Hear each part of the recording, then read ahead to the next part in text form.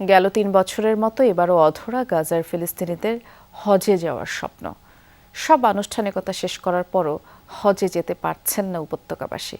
যুদ্ধবিরতি চুক্তির পরও রাফা সীমান্তে ইসরায়েলি কড়াকড়ি, যার ফলে প্রতিদিন সীমান্ত পারাপারের অনুমতি মিলছে খুবই অল্প সংখ্যক মানুষের। ইসলামের ফরজ দায়িত্বটুকু পালনের সুযোগ পেতে সীমান্ত খুলে দেওয়ার আর্জি ফিলিস্তিনিদের। রাঁধুনি মেজবানি মাংসে মশলা থাকলে আসল মেজবানি রান্না কোনো ব্যাপারই না। চোখে মুখে একরাশ হতাশা নিয়ে বসে আছেন নাজিয়া আবু লেহিয়ার। গাজায় ইসরায়েলের আগ্রাসনে স্বামী সংসার সব হারিয়ে ঠাঁই হয়েছে খান ইউনিসের অস্থায়ী তাঁবুতে। ফিলিস্তিনি এই নারীর জীবনে যুক্ত হয়েছে হজে না যেতে পারার শোকও। গাজায় ইসরায়েলি আগ্রাসন শুরুর পূর্বে প্রতি বছর হজে অংশ নিতে পারত কমপক্ষে ৩,০০০ ফিলিস্তিনি, কিন্তু রাফা সীমান্ত বন্ধ করে দেওয়ায় গেল ৩ বছর ধরে বন্ধ সে সুযোগ। হজে যাওয়া এখন কেবলই স্বপ্ন এই ফিলিস্তিনিদের জন্য।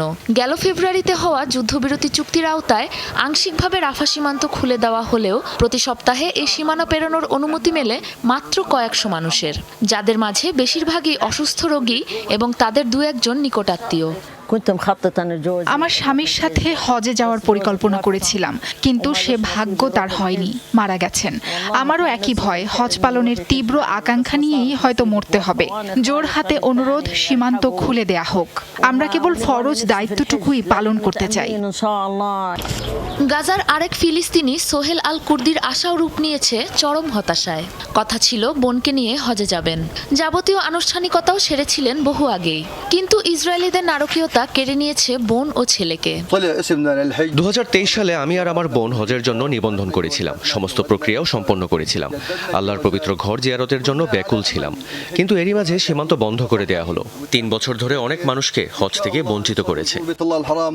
সীমান্তের তদারকিতে থাকা ইসরায়েলি সামরিক সংস্থা কোগার জানিয়েছে, চুক্তি মোতাবেক কেবল জরুরি মানবিক প্রয়োজন বিবেচনায় প্রতিদিন সীমান্ত পারাপারের অনুমতি দেওয়া হচ্ছে অল্প সংখ্যক ফিলিস্তিনিকে। এদিকে হামাস পরিচালিত সংবাদ সংস্থা জানিয়েছে, গেল ৩ মাসে এ পর্যন্ত সীমান্ত পার হয়েছে মাত্র ৫,৩০০ মানুষ, যা প্রত্যাশিত সংখ্যার 1/3 চেয়েও কম। সাবরিনা নুসরাত, যমুনা নিউজ।